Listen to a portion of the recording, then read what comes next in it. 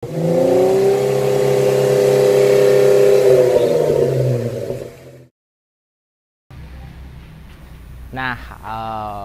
Pak Agung Komandan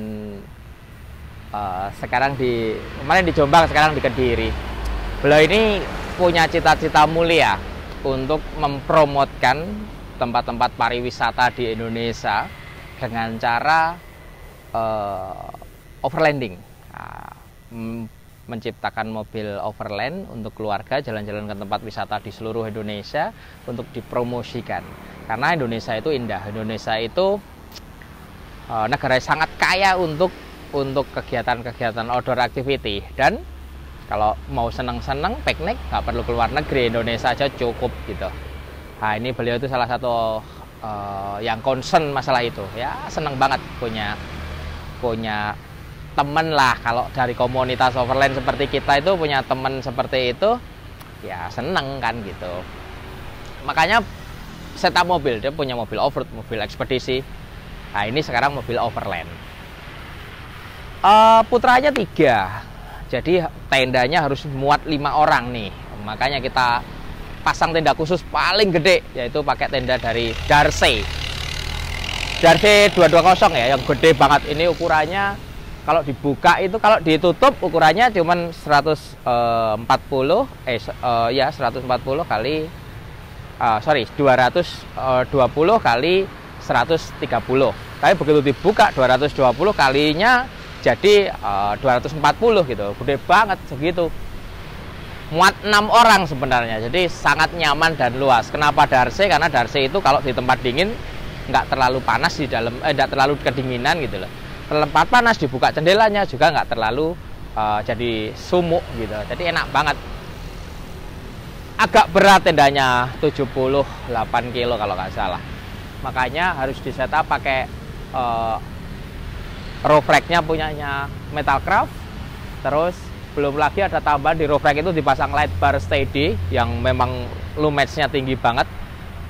Harganya juga oke. Kalau dipakai di luar kota itu bisa, atau luar Jawa itu bisa, terangnya cukup. Sama awning ARB.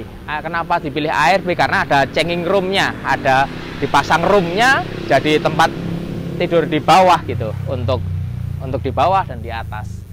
Terus ada lagi lampu-lampu samping untuk masak-masak di samping, lampu belakang.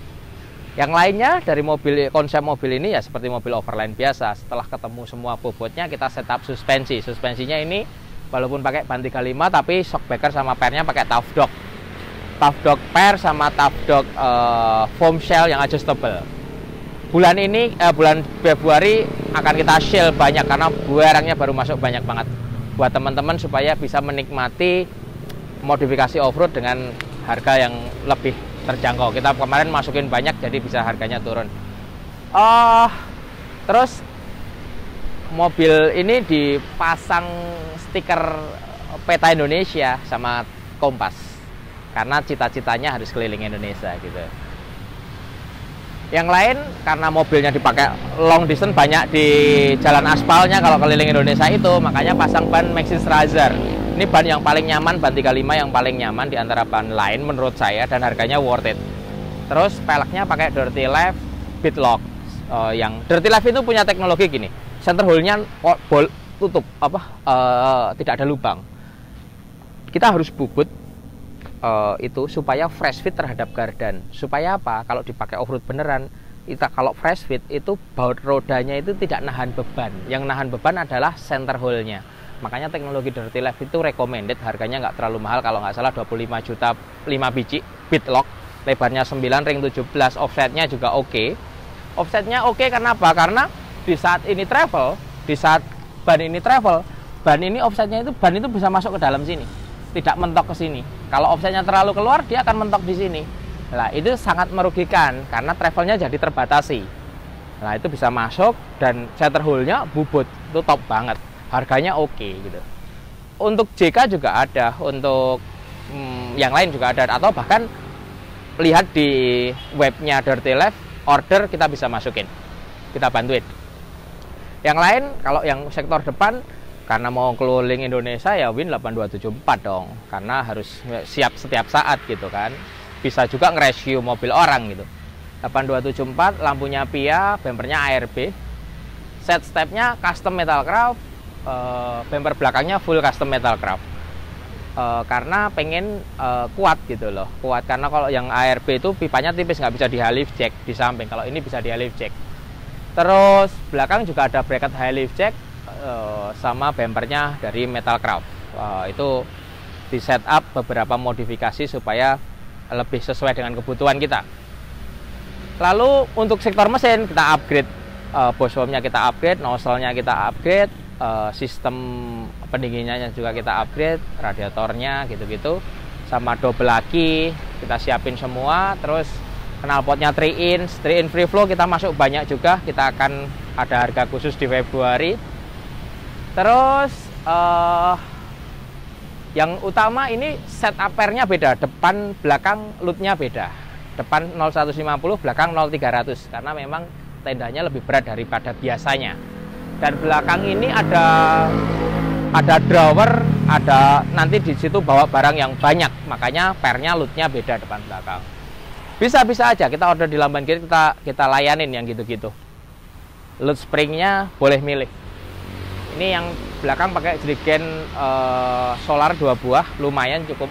2 buah itu 40 liter. 40 liter itu kalau 1:7 ya sudah banyak itu, udah ratusan kilo kan. Ban serep ada di sini, lampunya di belakang, karena lampunya kalau dipasang high lift jack ketutupan, ada lampu sein di belakang yang tetap kelihatan. Terus lampu-lampunya kecil-kecil di samping itu ultra flood semua, jadi lampunya nyebar semua. Ini akan menjadi mobil yang kemungkinan keliling Indonesia. Jadi semua di refresh, kaki-kakinya semua di refresh, bahkan ada lokernya. Jadi mobil ini kenapa pasang loker ARB depan belakang? Funnel gearnya juga kita jadi 488 karena ban 35. Yang kedua banyak AT.